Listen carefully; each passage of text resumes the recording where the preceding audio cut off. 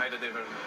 One of the big differences that we've seen over the years with Roger has been particularly on his backhand side. I just wanted to ask, obviously, your opinion about how much has it improved. If we look at where he's been hitting his backhand in this tournament, about 95% of the time inside the baseline, and then this is pre the change of racket the last couple of years here.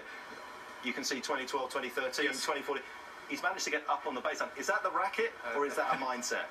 I think it's both ways. You know, at this part in the game, you need to improve things, and I think that's one of the things we've been working on.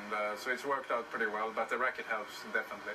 Have you hit with his racket? Would you like to have changed to his racket at the later stage of your career? I already have. You know, I was playing with an 85, 90, and now I'm playing with this racket. It takes a little time, but it has a lot of benefits to the older racket. It certainly has done. He's played wonderfully well. The other thing that we talk about an awful lot is in this era is how difficult it is to get to the net and actually win at the net. If again we go back to a comparison with Roger before he changed his racket, you can see here in 2012 how far back he is behind the baseline compared to this year. We take a look, Stefan, here at 2013 again. He's outside the baseline more often, and yet here in the last 2 years when he's had the racket, 2014, 2015, he's been able to get up again. I want to ask, is that just Roger being able to change aspects of his game compared to with the racket, or could he have done it already with the old racket? Well, I think he could have done it with the old racket. I think it's about, you know, you need to improve your game as you go along. Even if you pass 30 years of age, you still need to make improvements.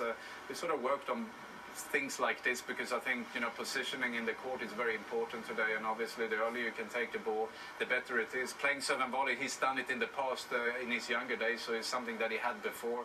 He's just has started to use it a little bit more than before. I'm glad you brought up serve and volley because I wanted to ask you, is this type of tennis that you produced here in 91 and 92, is it dead in the water, the out-and-out serve and volley?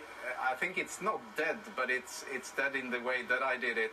It was too predictable at my time. You know, if I would choose to play my career over again, I would stay back more. But I think it's very possible to play more at the net today. I think the game is changing already a little bit, where you've seen a lot of rallies from the back of the court over a number of years, but it's you see players coming to the net more often nowadays.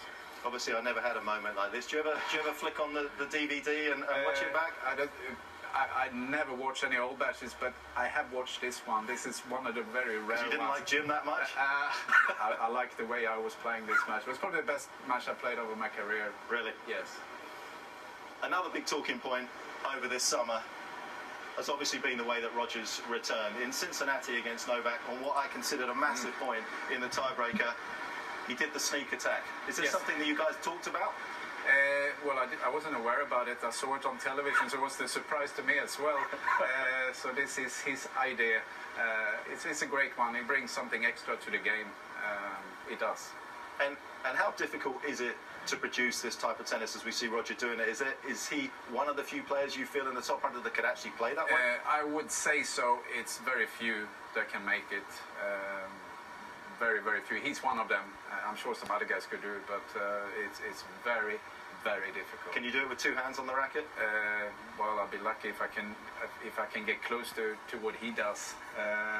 Yeah, I'll give it a try. I'll go and work on it when I get back home. Okay, we'll film with the practical. It has been amazing when we look at what he's managed to achieve here at the US Open in terms of shortening the points, getting himself.